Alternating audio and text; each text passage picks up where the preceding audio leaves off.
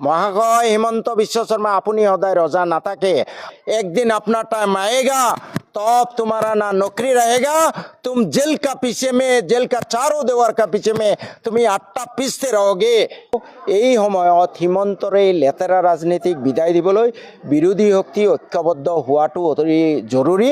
তো সময়ছোৱাত হিমন্ত বিশ্ব শৰ্মা ডাঙৰীয়াই যেনেদৰে অসমখনক ধ্বংস কৰি আছে, অসমৰ মাটি সম্পত্তি আদানী আম্বানীক দি আছে, তাৰোপৰি ভাতৃঘাতী সংঘৰ্ষ লগাবলৈ যিমান লেতেৰা কথা কৈছে, মই ভাবোঁ এই সময়ত হিমন্তৰ এই লেতেৰা ৰাজনীতিক বিদায় দিবলৈ বিৰোধী শক্তি ঐক্যবদ্ধ হোৱাটো অতি জৰুৰী।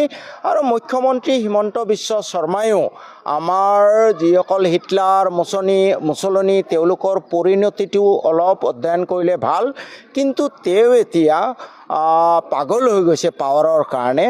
কিন্তু হিমন্ত বিশ্ব শৰ্মা মহাশয়, যিজনে নিজকে ৰজা বুলি ভাবে, আপোনাক মই এটা সোঁৱৰাই দিব খুজিছোঁ যে এই দুখীয়া মানুহৰ চকু পানী কেতিয়াও অথলে নাযায়।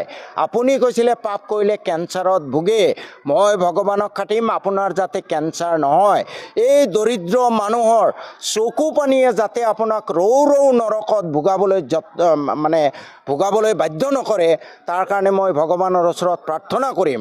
অকল আপুনি মানুহক অত্যাচাৰ কৰাই নহয়, জাতি জনগোষ্ঠীৰ নামত কাজিয়া লগোৱাই নহয়, আপুনি গোটেই অসমৰ মাটি বিক্ৰী কৰি আছে।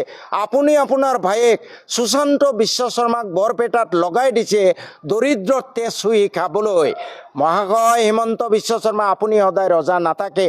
আৰু SP সাহেবক কৈছোঁ, सुन लो SP साहब, सुशांत विश्व शर्मा, कान खुल के सुन लो, एक दिन अपना टाइम आएगा, तब तुम्हारा ना नौकरी रहेगा, तुम जेल का पीछे में, जेल का चारों दीवार का पीछे में तुम आट्टा पीसते रहोगे, ये तुम मत बोलो।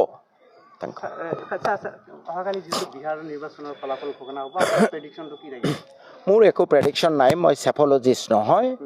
আমি ভাল আশা কৰিছোঁ, শয়তান দূৰ হ'ব লাগে। স্যাৰ, ইউডিএফ কালিৰ যিটো বিৰোধী এটা আলোচনা হ'ল, তাতে ইউডিএফক আমন্ত্ৰণ কৰা নাছিল, মাতা নাছিল।